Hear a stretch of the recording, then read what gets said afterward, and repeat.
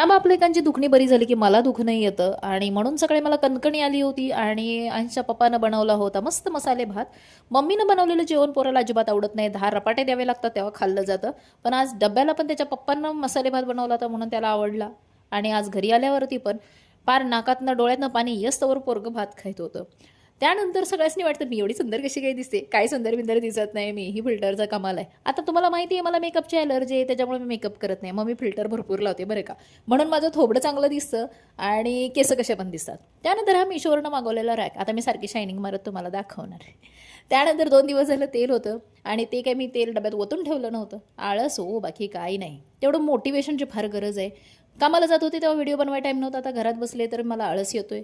ते मोटिवेशन कुठं गेलं बघा जरा आणि माझ्या तोंडावर जाम असं फेकून मारा तिथून. मला लागलं पाहिजे बरं का, आणि उद्याचा व्हिडिओ व्हायरल झाला पाहिजे.